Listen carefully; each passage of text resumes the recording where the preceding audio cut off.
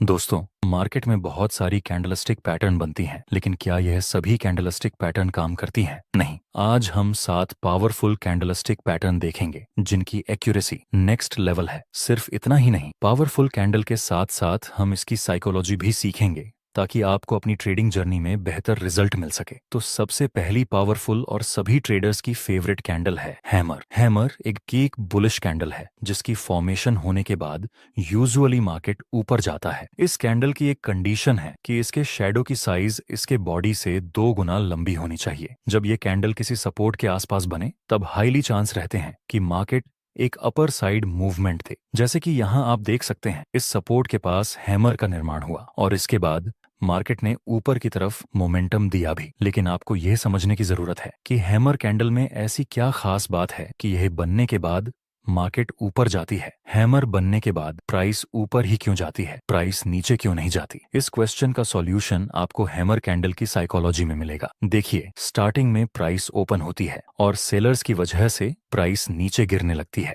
पर किसी important support के पास बायर्स एक्टिव होते हैं और प्राइस को ऊपर की तरफ पुश करते हैं। एंड में प्राइस जहां ओपन हुई थी उसके भी ऊपर बायर्स प्राइस को क्लोज करवाने में कामयाब रहते हैं। शुरुआत में सेलर्स ने पूरी कोशिश की थी प्राइस को नीचे गिराने की, लेकिन एंड में बायर्स ने पूरा कंट्रोल लेकर अपना डोमिनेंस दिखाया, जिसके बाद हमें हैमर कैंडल जैसी फॉर्मेशन मिलती है। इस कैंडल में अभी बायर्स का डोमिनेंस है। जब दूसरी कैंडल भी इस हैमर के हाई के ऊपर क्लोज हो जाए तब हम कंफर्म हो जाते हैं कि अब प्राइस यहां से एक अपर साइड मूवमेंट दे सकती है, क्योंकि यह दोनों ही कैंडल में बायर्स का डोमिनेंस है। अब दूसरी इंपॉर्टेंट कैंडल देखते हैं जो कि सेलर्स की पसंदीदा कैंडल में से एक है, वह है शूटिंग स्टार। शूटिंग स्टार एक भी बेयरिश कैंडल है जिसकी फॉर्मेशन होने के बाद यूजुअली प्राइस नीचे गिरती है। इसकी भी एक कंडीशन है कि इसके शैडो की लंबाई इसके बॉडी से मिनिमम 2 गुना ज्यादा होना चाहिए। जब यह कैंडल किसी रेजिस्टेंस के आसपास बने तो हाईली चांस रहेंगे कि प्राइस नीचे गिरे। जैसे आप देख सकते हैं, यहाँ मार्केट पहले अपर ट्रेंड में मूव कर रहा था, फिर हमें एक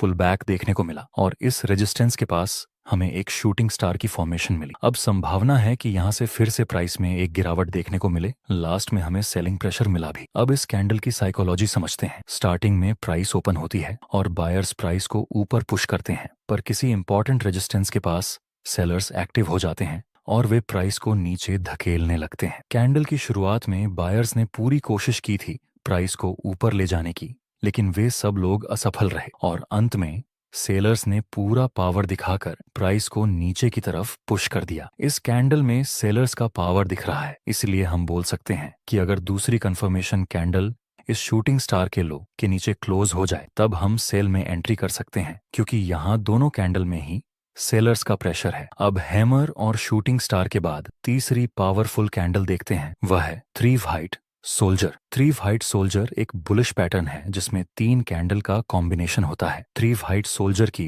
कंडीशन है कि यह तीनों कैंडल की बॉडी ज्यादा होनी चाहिए और शैडो मिनिमम, जिसमें हर एक कैंडल की क्लोजिंग प्राइस पिछली कैंडल के हाई से ऊपर होनी चाहिए और तीनों कैंडल का कलर ग्रीन होना चाहिए। जब यह कैंडलस्टिक पैटर्न किसी सपोर्ट के आसपास बने तब इसकी एक्यूरेसी नेक्स्ट लेवल तक पहुंच जाती है। दोस्तों, क्या आप इसको three white soldier pattern consider कर सकते हैं? नहीं, इसको हम थ्री व्हाइट सोल्जर कंसीडर नहीं कर सकते, क्योंकि इसमें दूसरी वाली कैंडल की क्लोजिंग प्राइस इस फर्स्ट वाली कैंडल के हाई से नीचे है, इसलिए हम इसको थ्री व्हाइट सोल्जर पैटर्न नहीं बोल सकते। अब थ्री व्हाइट सोल्जर की साइकोलॉजी समझते हैं। पहली कैंडल बनती है और बायर्स का फुल पावर होने की वजह से प्राइस ऊपर ही क्लोज हो जाती है। दूसरी कैंडल ओपन होती है और इसमें भी बायर्स अपना डोमिनेंस दिखाकर प्राइस को ऊपर पुश करने लगते हैं। दूसरी कैंडल भी ऊपर ही क्लोज हो जाती है। आखिर में तीसरी कैंडल भी ओपन होने के साथ बायर्स फिर से एक्टिव हो जाते हैं और एक बार फिर से प्राइस को ऊपर पुश करते हैं और प्राइस ऊपर ही क्लोज हो जाती है। यह तीनों कैंडल में बायर्स का फुल पोटेंशियल है,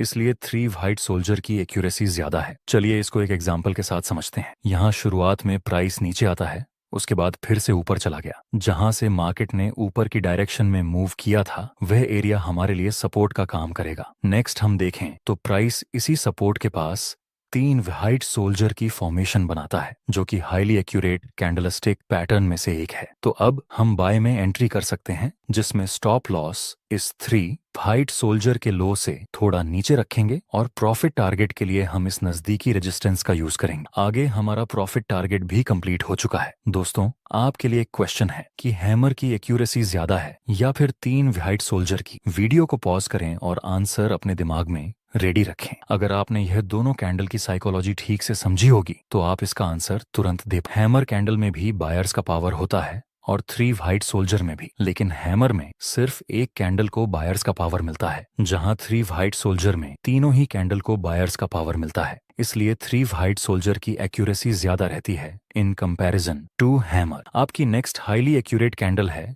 3 ब्लैक क्रो। इसमें तीनों कैंडल का इतना है कि 3 ब्लैक क्रो में तीनों कैंडल का कलर रेड होना चाहिए। बाकी सारी कंडीशन 3 व्हाइट सोल्जर जैसी ही हैं। यहाँ पर आप देख सकते हैं प्राइस पहले ऊपर जाता है, फिर एक हल्का सा पुलबैक के साथ नीचे गिरता है। जहां से प्राइस नीचे गिरा उस एरिया को हम एज अ रेजिस्टेंस यूज कर सकते हैं। आगे प्राइस इस रेजिस्टेंस के पास 3 ब्लैक क्रो की फॉर्मेशन बनाता है, जो एक बेरिश सिग्नल है। तो फिर अब हम सेल में एंट्री कर सकते हैं। स्टॉप लॉस इस 3 ब्लैक क्रो के हाई से थोड़ा सा ऊपर और प्रॉफिट टारगेट के लिए हम नजदीकी सपोर्ट का यूज करेंगे। नेक्स्ट, एक बड़ी गिरावट के साथ हमारा प्रॉफिट टारगेट कंप्लीट हो गया। चलिए इसकी साइकोलॉजी समझते हैं। स्टार्टिंग में प्राइस ओपन होती है और सेलर्स की वजह से प्राइस नीचे आती है और नीचे ही प्राइस क्लोज हो जाती है। दूसरी कैंडल में भी सेलर्स की एक्टिविटी ज्यादा होने की वजह से प्राइस ओपन होकर नीचे क्लोज हो जाती है और थर्ड कैंडल में सेलर्स का पावर ज्यादा होने की वजह से प्राइस ओपन होकर नीचे क्लोज हो जाती है। यह तीनों ही कैंडल में सेलर्स सेल करने में ज्यादा इंटरेस्टेड हैं, इसलिए यहाँ संभावना है कि आगे भी प्राइस नीचे गिर सकती है।